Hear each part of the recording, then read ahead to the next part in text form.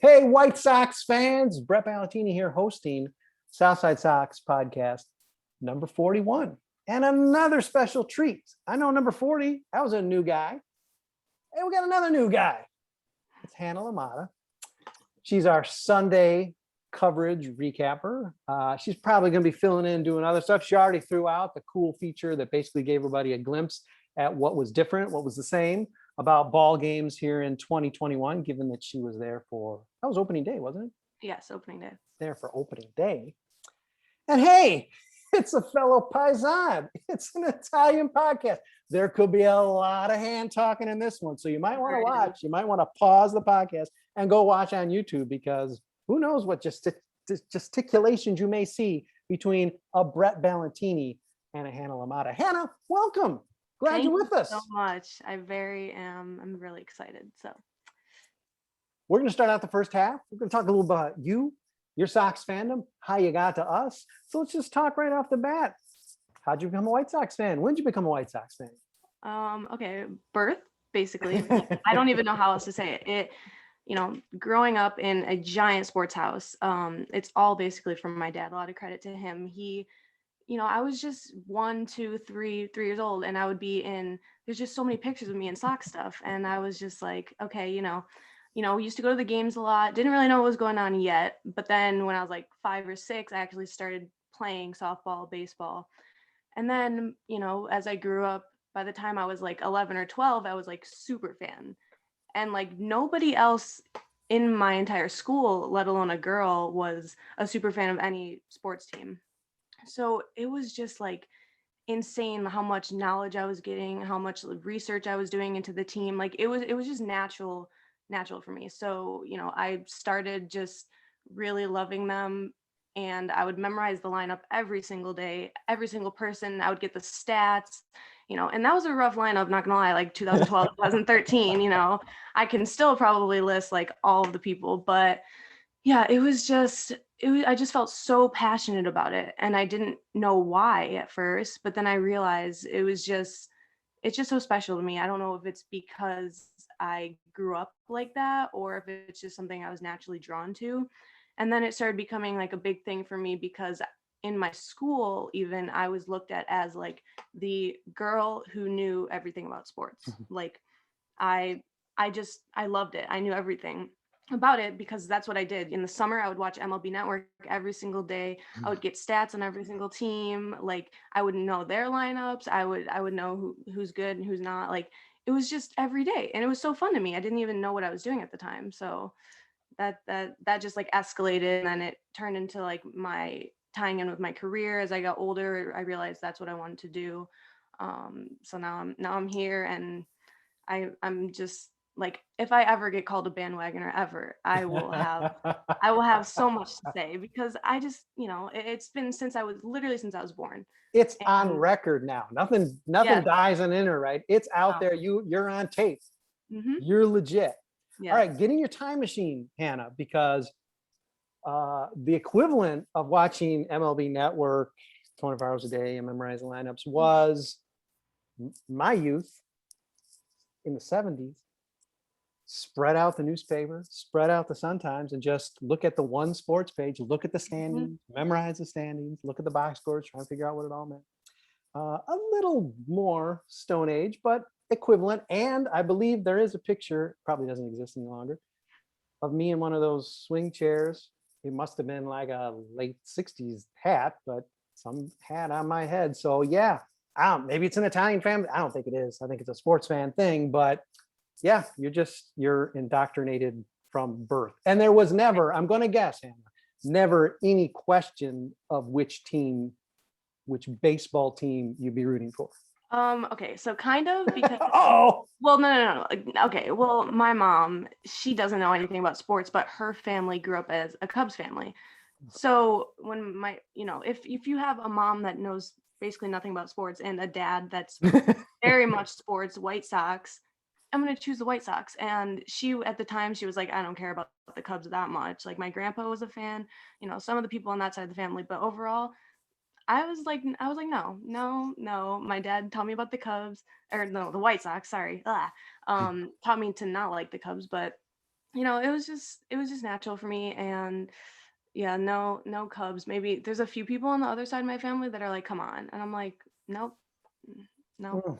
They're revealing themselves. I got to Oh, say, they're yeah. revealing themselves. Now, listen, I have, of course, never met Mrs. LaMotta.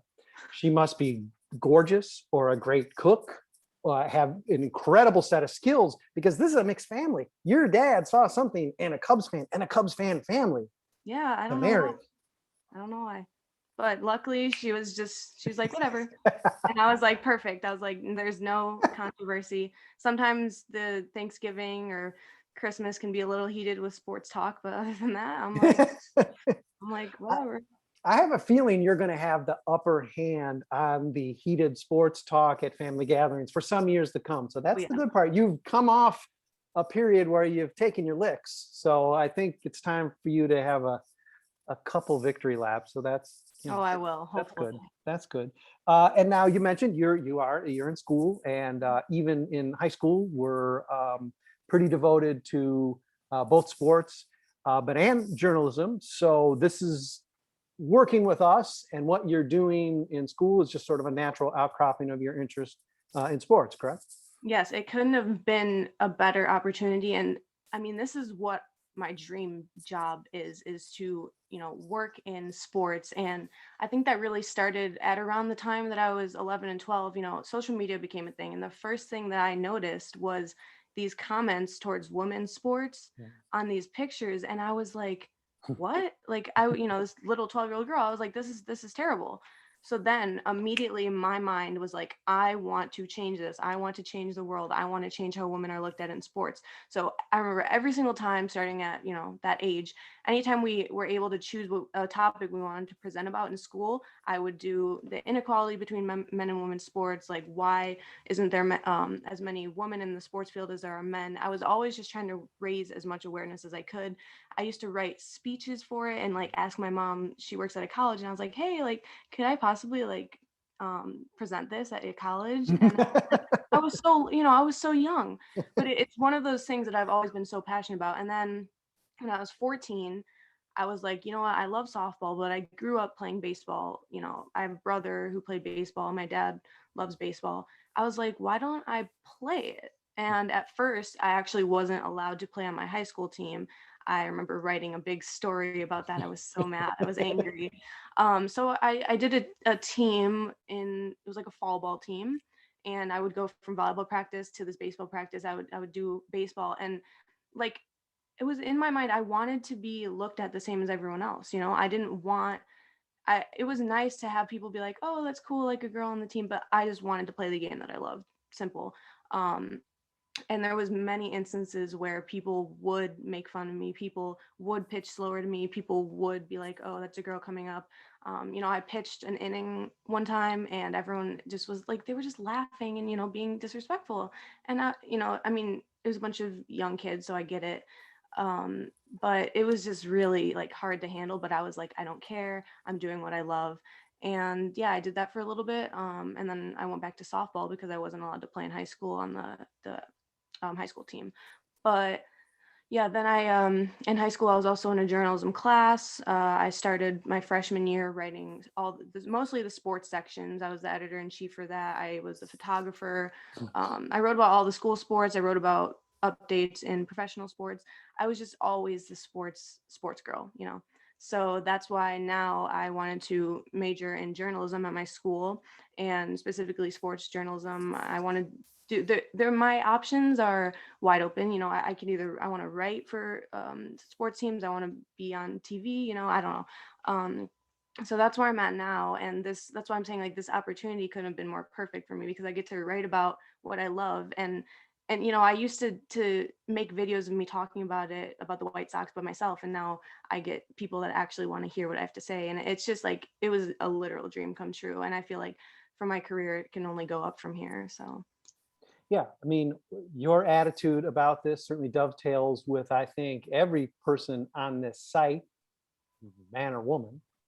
But it's been an agenda that I've had from the start in taking this job to start to even the playing field.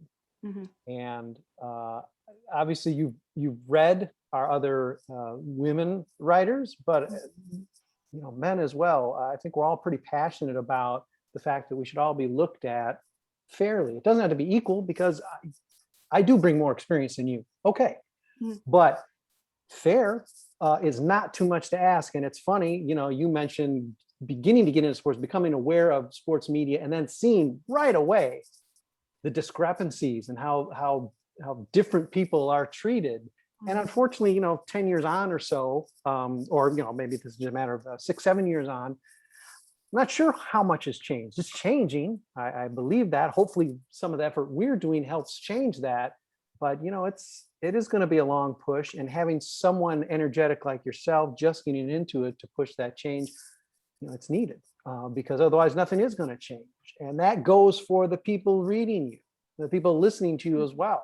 We can't force that change on them, but we can encourage it. And certainly it starts with the opportunity. You don't have the opportunity, Yeah. no one can read you and know you're any different, or that you are knowledgeable, just like the opportunity of playing ball. I imagine you weren't the MVP of that baseball team, but you held your own. You went out there and tried. You threw it out there. You didn't take the guff, and you did what you wanted to do. And Right. that's the same opportunity here. Exactly. It's only fair. Mhm. So it's great to have you here with us, Hannah. Thank you. I'm very excited. And now let's talk a little bit specific. White Sox. Who's the first player? What's the first season you remember really, really following close? The first season closely, I would say 2011 or 2012. I remember, the first person that comes to mind is Paul Konerko and Adam Dunn. Adam Dunn, don't know why. Like, I remember my password for everything was Paul Konerko's number, Adam Dunn's number. Like, I was obsessed. And Alejandro Diaz, Diane Viciedo, like all these random players. But that was what I grew up with. And at the time, I thought everyone was like great. I was like, okay. Paul Konerko is like, when I think of White Sox, he will always be the number one person that I think of, because my prime watching was, his prime in a way.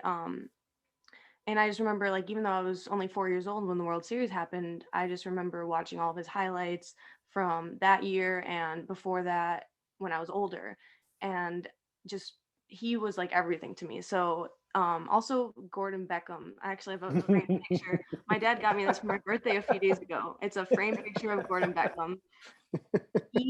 I don't know, like, okay, it was definitely the walk-up song, because I recorded like I said in that story, I recorded every single time at the game when he came up and his walk-up song came up and everyone was, singing it. Like, I don't know, he was a really special player to me too, for some reason, just because of how old I was when I started getting to the sport, and I saw, him, and his defense was always really good at the time, and then like his walk-up song and just everything. I don't know. So when I think of that, think of 2012 season, 2011 was when I really, really, like, every single day lineup memorized. And then I remember as I grew up, 2014, when Paulie retired, I went to his last game ever. I went to his jersey retirement game. I was just like, I loved him. And I remember he made that farewell video when he retired. And I watched it on the bus on my way to school every day and like cried over it for like a year. Like, I don't know. I love, love, love, love him. And I think that for a while, when I think of White Sox, I will always think of Paul Konerko. I think I've just figured out, just in listening to you talk, how this all came to be. Your love of sports, us getting together on South Side Sox. When you say 2011, there was a beat writer at the time working exclusively in electronic media. I forget the guy's name. I think it was Brett Ballantini. He was on the beat then. He was doing some writing. Probably inspired you and said, I'm a little young. I'm not maybe even understanding all these dumb words he's throwing into the piece because he's showing off. But I'm going to go ahead and credit myself, Hannah. Yep. I'm going to go ahead and credit myself. So it was meant to be. Now we're together, working together, 2021 on South Side Sox. And it's terrific. Again, Hannah's doing all of our Sunday game coverage. She's going to be throwing probably a lot of other stuff out there as well. And now that we've got a little bit of background on you, we're going to take a quick break. And Hannah, we are going to talk a little bit about the 2021 White Sox and where they're going, where they are, and what's going to happen with this team. We're going to come right back in just a second. Hey, White Sox fans, South Side Sox podcast, number 41. It's with one of our newest team members, a regular writer each Sunday. It's Hannah LaMotta. It's a paisan podcast. You got to love those people. I don't care what your background is. You just got to love those. Mm-hmm. So we're vibing here on, so far in the first half, it was just Hannah, how she sort of got here, her fandom, crying for a year on the bus, watching the Paul Konerko farewell video. You know, listen, it's a story we all have. We all cried over videos on the bus on the way to school when our favorite player retires. Believe me, I'm still pissed off that Chet Lemon got traded from the Chicago White Sox. So I can feel you a little bit there. I can, you know, many decades ago. Okay, 2021 White Sox. This team, as we're recording during the break before this Texas Rangers series where the White Sox should fatten up, still just a 500 team, 9-9. Indications based on just the differential that the White Sox have had some bad luck, have maybe been managed a little oddly, basically playing below what they should be playing. Do you sense a breakout for this team coming anytime soon, or you think we're going to be flirting with 500 as everybody's sort of feeling each other out and still reeling from some of the injury setbacks like Eloy Jimenez? Honestly, I see a breakout coming just because of the last game against the Cleveland Indians. Why do I say that? Because, well, Abreu was in a well-known slump. He wasn't doing too good, and he broke out in that game, 2 home runs, right? Everyone else in the offense that is supposed to be, you know, living up to their standards, it finally is. You know, you had Moncada get on base, Grandal had a homer, Anderson had a homer. So I think that the main part when I think of this team is offense. I think if the offense is on, then everything else will work into place. So I think especially with like the Rangers coming up, I'm hoping that they could, you know, try to get the sweep of that series. But I think that the main thing is if our 2020 like Jose Abreu MVP, if he can lead the team and be strong on offense, he's been pretty good on defense. But if he can be strong on offense, that just sets the tone for the entire team, in my opinion, because you know he's sitting right in the middle of the order and he's hopefully starting to heat up. I know that in April usually his numbers aren't, you know, too good, but as the weather heats up, so does he. So I'm hoping that there can be a breakout soon because that's what everyone is waiting for. And you know what? Things could be worse. I mean, a 500 record at this time is okay. That's why I always say be patient, because the beginning of the year is always completely different. You have these teams starting out, and then all of a sudden they, like the Oakland Athletics started 0-6. Now they're on an 11-game win streak. The Boston Red Sox started, you know, 0-3. Now they're doing pretty good. So you really just never know at the beginning of the season. So I think that it is okay for them to be 500 right now, although we would like it to be better because this is a very long season. You'd rather, you know, would you rather have a good April or a good July, August? You know, you would rather have it towards the end of the year. And especially, I remember this specifically in 2016, the White Sox in April and May, they had a 23-10 record, right? But that fell off very badly. They ended up the year 4th in division, 78-84. So it's like that didn't do much good. So you can't really count. Yes, it is good to get wins early in the season, but you can't count on this to set the tone for the entire year. This first month that's not even over yet. Well, and there's some positive things in the rearview mirror. You get the worst West Coast trip out of the way right off the bat, and you're not traveling to it from Chicago or some other place. You're traveling to it from Arizona.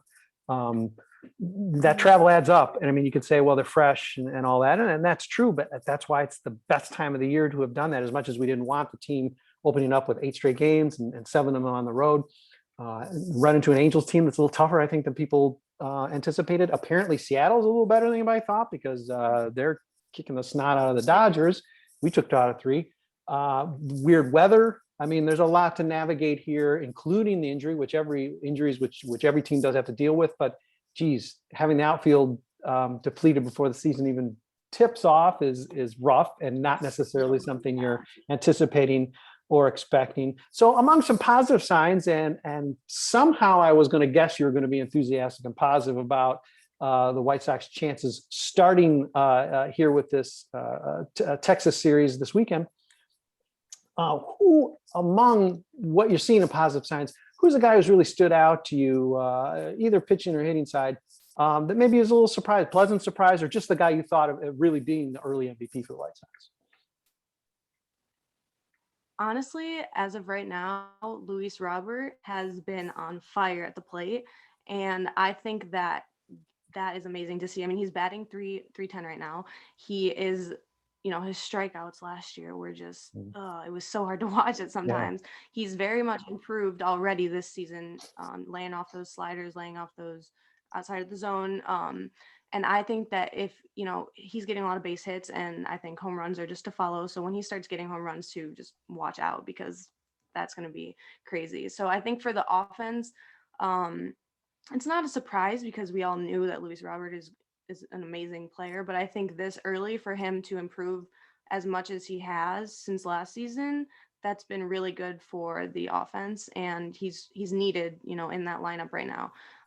And now, I'm confident when I see him come up to the plate. I'm like, okay, he's going to produce something. And I think on pitching, Michael Kopech, everyone knew Michael Kopech was going to be amazing, but people had doubts after, him getting Tommy John surgery and missing a year, and then after him opting out of last season. People were like, okay, is everything going to be fine? People maybe starting to give up on him a little bit. And I was like, nope. And he's a strikeout machine. He's reliable in the bullpen right now, and he had the opportunity to start, and he did very good in that too. So I think that right now I'm excited to see him develop, hopefully by the end of the year, maybe into a starting pitcher as well. So that's, when I see Michael Kopech out there, I'm confident. I'm like, okay, he's doing good, and he's just so good. And I think that he deserves a lot more credit than he had been getting before. Well, it's funny, based on what we know now, again, very early sample, very small portion. We're just past 10% of the season in the rearview mirror. You'd expect perhaps Garrett Crochet's performance this season to be what you would have seen from Michael Kopech, maybe a little tentative, sort of getting his legs under him. The roles there have reversed. By no means has Garrett Crochet been poor or terrible or anything like that. But the fact that Kopech, 2 seasons away, and still, let's not forget, coming off of extremely significant, the most significant arm procedure of his career, Right. where there'd be every reason to maybe be a little tentative and feel your way through. Yeah, he has hit the ground running, and I think he's definitely exceeded any expectations. Whether you're a fan who somehow wrote him off or just said, I don't know what we're going to get from him, there's no argument you can't just be over the moon with what he's done, because he looks like a guy who's going to be asking for more innings. Again, he's going to push the White Sox and challenge them to be disciplined about what they've said about keeping some rein on him, because it seems like he's a guy who's going to push right up against whatever innings limit they have in mind for him and want more. And then the decision is going to be, okay, do we let him have that? Or did we pace him out too slowly and not get as many innings as we should have out of him because we were trying to be so conservative? And with Robert, Right. there's still a lack of, there still is a lack of discipline. He's still a guy who's going to have to learn as a hitter, but the fact that he is not missing a lot of mistakes, the fact that when somebody decides to throw him anything that's not breaking, whether it's because he's in a favorable count or because they just decided to throw a first pitch fastball or whatever, he's usually making teams pay. And for a guy whose basement is only so low based on what he gives you base running and defense, I mean, this is a guy who's going to be either a plus player or like a plus player. And that's a pretty nice, situation to have to be dealing with in a position as important as center field. This isn't Eloy Jimenez where we can say, oh, well, he runs into the net. Obviously, terrible ramifications, but I mean, in normal circumstances, a guy who's not going to give you any plus defense is going to be negative. Well, okay, he's in left field. That's why they could run Andrew Vaughn out there, having never played, because it's like, okay, hopefully he can only do so much damage. Luis Robert is he's the heartbeat of this team. Short of catcher, he might be the most important guy on this team on the field, and maybe even in the order. So, those are certainly good and very hard to argue with picks as to who's impressed so far. All right, let's flip it, Hannah. I know this is tough for you because I know the enthusiasm and the energy you bring to this team, but maybe one or two guys who disappointed you so far. Well, you were talking about Crochet earlier, and going into the season, I thought Crochet was going to be throwing 103 Yeah. miles an hour every single pitch. Unfortunately, not the case. Probably not the best for his arm either. So I get it, but he's been giving up a few base hits and some. He's been put in some situations in extra innings where the other team has scored runs. I know against the Royals, he came in the ninth and he had that bunt, and he just Mm. he didn't look his best. But I think that I was expecting a little bit more from him. I know it's early in the season and he has a lot to pitch, so it's understandable why he's not out there throwing 100 plus miles an hour like he was last year.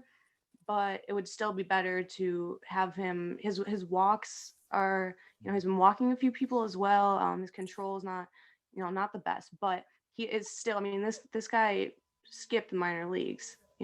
Like he just went straight to the major leagues, and he's just getting everything right now, and he's still learning a lot, and he's still really young. He So made I it. think that He made it so easy last year. I mean, granted, it was just a week. It was essentially a week, what, a week and a half. oh He yeah, made it so easy. I think we can be forgiven for thinking, well, okay, all right, so it won't be so easy, and he'll only throw 99, but he's just going to be lights out, right? right, right. So he teased us, and it's not to say a guy like Chris Sale who came up. I mean, I'm sure he had his bad outings, but he didn't really ever get buried too deep. Didn't have to go back to the minors. Mhm. Crochet, it looms as a possibility that he may actually spend some time in Charlotte, maybe to build up the arm, maybe just to tackle different challenging situation. Who knows? Depending on what the starting rotation ends up bringing out as, he might still be sent down. Perhaps to stretch out and try to maybe start a little bit late, give him sort of a mental health break and take some of the pressure off. It'll be interesting to see with both of these guys. Kopech on this positive side, like, geez, do we unwrap all the gifts on Christmas Eve? And with Crochet, where it's been a little bit more, we want to be careful because he's still a young guy, as you Yeah. say, didn't pitch in the minors. I mean, we're making a big deal about Andrew Vaughn going from high A to the majors. Well, okay, what's the answer to no A to the majors? And Right. that's Garrett Crochet.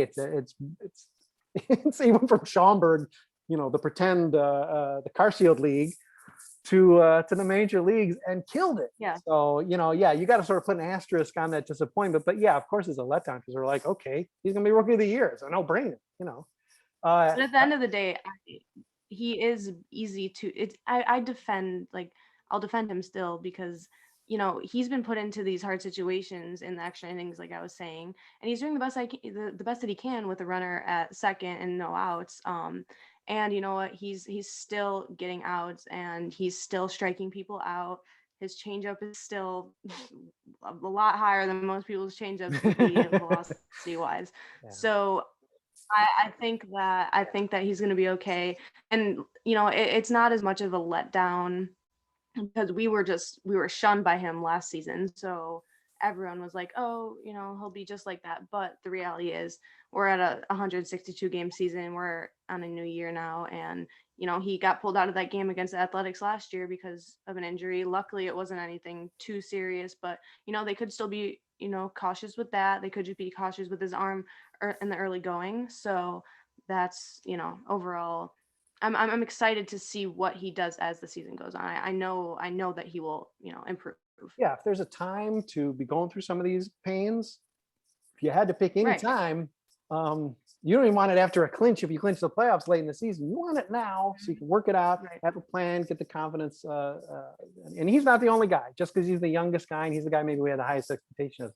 He's not, Aaron Bummer. There are other guys who are, scuffling a little bit that, maybe you'd even have a right to expect more of. A hitter or defensively, is there a guy who's maybe disappointed you a little bit so far? Andrew Vaughn, like, he just, I don't know. Not that I expected more from him, but it seems like right now he's struggling, and I think that in a way that's okay because he's a rookie, right? And he's being thrown into this lineup. But he could be better offensively right now. I think that it wouldn't hurt if it's necessary for him to gain some confidence back, to gain some of that pop back. Maybe send him down once maybe more outfielders come back. But for right now, um, he's going to start improving, but the question is like when, how fast. Not to put too much pressure on him, but I just think that right now, I think fans would like to see like that first home run, or those hits start to come in a little bit more. And he had that really great play at first base, which was like, oh my gosh, like that was amazing, against Cleveland the other day. So that was good. But I think maybe also Moncada, he was struggling a little bit at first. He's improving now, offensively. Defensively, he's been pretty solid.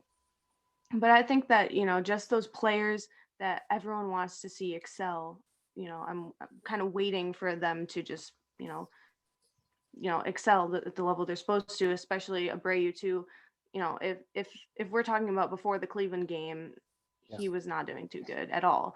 And that's not something you want to see from a former MVP at all. It doesn't matter. I know I said like, oh, he tends to heat up more as the season goes on, but still you would like to see, something Yeah. more right now. And I know he had, like, people are like, well, he had 2 grand slams and like in a few games, but it's still just like you just want to see more from him offensively. And I'm hoping that he starts to turn around with that amazing game against Cleveland, because it was so nice to see that. Just like I just wanted him to get out of that funk that he was in. Yeah. And I think that hopefully he's going to do that moving forward. It's early, of course. The 10% of the season is nothing, but you don't want to see the defending MVP with like negative WAR. I mean, you just don't. I don't care if it's 5 games.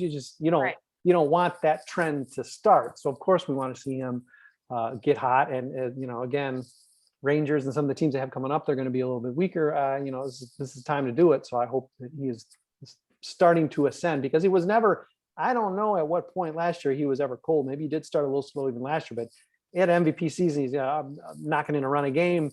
There wasn't much time for him to be cool. Andrew Vaughn's another guy who teased us, not quite to the degree of Crochet, but Andrew Vaughn in spring training 2020 got his first like sort of token courtesy taste and knocked the heck out of the ball. He played deeper into games. He played longer with the big team. He basically played until they broke off spring training, and he was coming through every step of the way. And then he lit up summer camp as well. And Rick Hahn admitted he's a guy that he really thought hard about bringing up, just like Crochet last year, because of how well he was hitting. The White Sox haven't done Andrew Vaughn any favors. I mean, not that it's not enough of a challenge to jump the way he has into the major leagues, but now he's doing it without a position, and he's not going to have a natural position anytime soon, because Jose Abreu is not going anywhere. So the idea that they're taking this guy who's a blue chip, a Golden Spikes winner, and saying, well, figure it out somewhere else. Yeah. I mean, sort of trading him. Right. I mean, you can't really be, not that you're supposed to be respecting a rookie, and it is his job to fit in, but man, this isn't even like a platoon, like, hey, you want a little extra at bats, you're gonna play a little bit out in left field. This is like you're going to be a left fielder. And again, I'm not sure when that's going to change, because Jose Abreu is not going to voluntarily get himself off the field. DH isn't ideal for a rookie, but I guess that was his position coming in. Now Yermin Mercedes has sort of screwed that up. So yeah, this has not been the best. I mean, given he's a major leaguer and he is getting a little bit of a taste, he's getting his cup of coffee. He's shown he can play certainly a viable, competent left field. There are positives to take from his early season, but man, this is about as rough a go as you can get, as opposed to say Nick Madrigal, where it's like, yep, you're second base, or Luis Robert, naturally, right. The phenom. Yeah, here's center field, take it. It's yours to lose. Andrew Vaughn's like, okay, where can I do? I got to play third base. Where am I going to play? To get some time on this team. I'm sure. Yeah. Yeah, right. So the tough challenge for him, and listen, he's facing up, I guess, about that's why I'm. Go ahead. Sorry, my connection. I was just gonna say, I think that props to him, because he's really actually like pretty good in left field for someone who just got put there. And he's made a few really good plays. And I would say props to him for, him being open to the idea, him being like, yeah, let's do it. Also being able to be flexible on other positions around the field. So I think, props to him for sure for that. And I think being put in that position is hard in the first place, because you're just like, okay, let's learn a whole new position in however many days it was in spring training. Oh, let me start the season there. It's a lot. Yeah. So I think he's doing good with that for sure. And yeah, I mean, also I totally left out for some reason. Players we all love doing amazing. How do I leave out Yermin Mercedes and Carlos Rodon? I like, if you would have told me last year Mhm. that Carlos Rodon would be doing this, as I didn't even know he was going to be on the team. Nobody knew what was happening with him. Um, he is just, I was so happy for him for his no hitter, almost perfect game. Ugh, that was hard to watch. But I think that I'm so happy for him because he has been really good this year in the outings that he's been in. And I think that hopefully last year might have been like a little reality check, like, oh, really need to start performing better. He got that opportunity this year, and he's doing everything he can with that opportunity. So very much props to him. And I'm hoping that he can continue on with it, because I know everyone wants to see him do good. I mean, they want to see him flourish, because he was projected to be an ace. He was projected to be very good. I And then mean, you have your me Mercedes, who's just comes up and makes history, and then all of a sudden starts hitting bombs that are like that one on opening day. The crowd was wild. Like the second that hit his bat, just flew, and everyone was going insane. And the energy that he brings to the team, we needed that. With Aloy being gone offensively, we needed someone offensively to fill the spot. And I couldn't have asked for, honestly, a better offensive replacement, a better person to fill that role than him. yeah, and you look at Yermin, he's actually been able to, not that Eloy can be replaced in the lineup or in the clubhouse, but he's even a guy who, while not as acclimated and not as acclimated even to the English language, he's a guy who clearly is feeling a little bit of that fun-loving, that personable spirit that you lose in not having Eloy. And you're right, you couldn't have necessarily tailor-made this replacement any better. Not that anybody ever wanted to replace Eloy Jimenez. And I guess when Eloy is healthy enough to come back, now we have another confrontation, because we've got a guy who shouldn't even be Right. playing in the field, competing Yeah. for at bats at designated hitter. We have a team, Hannah, of about 12 designated hitters, and it is going to become a problem at some point. Someone is going to have to give.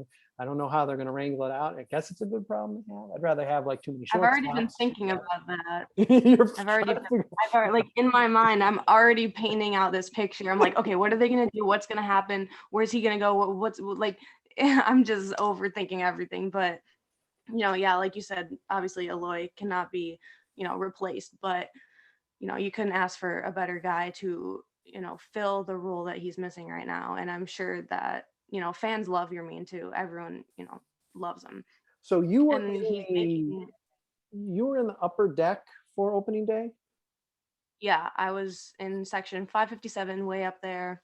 So your means home run, it was only then like say 1,000 feet higher than you, as opposed to 2,000 feet or whatever, because that was an almost unprecedented bomb, third It longest. was in. I mean, that park is not young anymore. To have the third longest homer be your first at bat with the White Sox Yeah. in Chicago that's pretty good.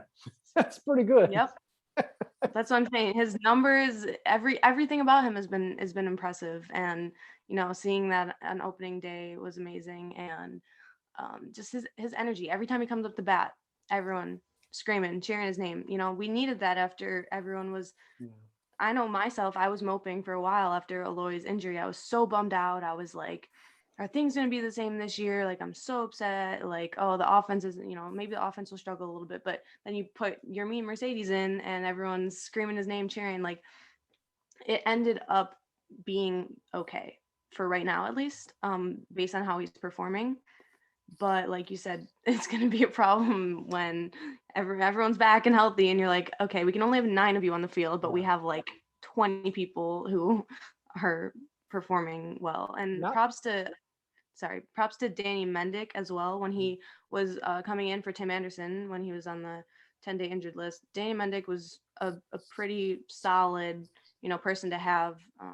he was playing second base, shortstop, anywhere. I liked him offensively. He was getting good hits when he needed to. So props to him as well. I think he's a good backup to have in case Tim needs an off day, or, if Tim were to get hurt again, hopefully not. But I think he was solid as well. And not that you don't want Eloy back as soon as he can, but with your mean performing the way he is, and the fact that, again, there's 12 DHs on this roster, maybe it allows you, it affords you the ability to say, hey, Eloy, definitely take your time. Eloy, maybe we don't even need you back this year. I know that's counterintuitive. They're not going to necessarily think that way. But if it came to that, or if he doesn't heal the way, I mean, there is a possibility he's out for this season. I know they're trying to spin it more positively, and the initial diagnosis was more dour than I guess maybe what the current prognosis is. But that's not a bad problem. I mean, if White Sox DHs were hitting the way White Sox DHs traditionally do, going back to your old heartthrob Adam Dunn, Oh God. then we'd have a problem, because we'd be like, okay, well, anything Eloy with one limb is better than whoever we're running up there now. Well, that's not necessarily the case. We can afford to jut our chins out a little bit and say, hey, listen, we got a guy. You can come in and supplement that, but we got a guy. And you're also smart, Hannah, to bring up not just the no-hitters, not just about the almost perfect game. He's been the White Sox ace, especially after Giolito's last start, which is just one start. But the truth is, Rodon hasn't had that start yet. He has been the best pitcher on the White Sox, dating even back to spring training. And Lord knows nobody was anticipating that. In fact, most people thought he wasn't even necessarily going to be in the rotation. And that guy, sees the number 5. He's already sort of, in a way, flipped himself up to number 2. I mean, I know this arrangement in April doesn't mean anything, but basically he's the guy who pitches after Giolito at this point. So there's nothing that says he can't be the guy, again, health willing. If he can manage to stay off the sidelines, he's a guy who's going to be a tremendous asset. And maybe as Keuchel potentially is taking maybe a little step back or coming back down to earth from what was a pretty miracle 2020 season, maybe the White Sox don't lose much with a top southpaw if Rodon is the guy, because there's no question Rodon is a guy who's got better stuff, more electric stuff, maybe not a better pitcher, but more electric stuff than Dallas Keuchel, who just is a very crafty, Mark Burley pitcher. And at some point, maybe that luck runs out. I don't know that it even ever did run out for Burley. Could have pitched, I think, many more seasons, but got tired of it. But Keuchel, if he's a guy who's taking a step back and maybe he's pitching more like a 3-4-5, well, maybe the number 5 flips in there to see, look, we've spun this very positively, and now we're raring to go the rest of the season. I gotta say, you're bringing that Ashley Sanders energy, and one of these days we are going to have you both on a podcast, and it's going to explode. I'm totally something up for that, because I cannot imagine trying to put a cap on the energy of that podcast. I can tell you right now, what I'm going to do the whole time is this. I'm just going to watch, because I'm not going to be able to add to the energy. I'm ready. I'm ready. I could. Fire. All right, gauntlet thrown. Once school's over, got to have a meeting of these two master energy White Sox writers, Ashley Sanders and Hannah LaMotta. Hannah, this has been a lot of fun. Oh, wait, I don't usually dress so casually. It's because I had to show off I know you were vaccinated today. Well done. Yeah. Thank you. Step up, probably about the soonest you could do it. I'm got a little more gray on the temple, so I think I had a little bit higher priority of the shot, but that's why I took it so casually, so I could say, all right, we're legit. Yep. Paisan podcast combo. And that's good too. Not that you're not going to take a step back just to enable yourself to go back into the world more safely, but feeling good through the shots also is an unexpected bonus. I managed to skate through 2, knock on laptop, and hopefully the same for you. So well done. Glad you got that done as well. And I'm glad you came on the podcast for the first time. Thanks for finally joining me. And we're going to do this a bunch more times, I hope. Yes, always. Thank you for having me. I'm very excited to keep doing this. I was a little scared at first, not going to lie, but I love talking, so couldn't be better. It's a point and shoot podcast. I'm no pro. We're just a couple people just shooting the breeze, and that's what we did here. Thank you, everybody out there, for listening. As always, few of you even for watching. We got to see that incredibly the bravado of the vaccination flash. Whew, you're going to want to rewind and check that out again. And of course for reading, because without you guys, we don't have a site. Great community. Hannah's jumped right into it, and we appreciate that as well, because it's always fun to be able to engage with everybody who's reading, as a member of the community as well. So thanks for doing that. This is your Sunday recapper. She goes to a ton of games. I'm guessing she's going to catch maybe one a homestand minimum, so she's going to be at the park a bunch as well. So she's going to be our eyes, ears, at the ballpark as well. Not in the press box. Hopefully one day the White Sox let us in, but at least for now, still at the ballpark. So she's going to be a presence on the site all year long. We're really happy to have her. So welcome, Hannah, and let's do this many more times. Thank you. Yes, for sure. All right. Thanks everybody for listening. We'll be back with more podcast activity, probably sooner than you think.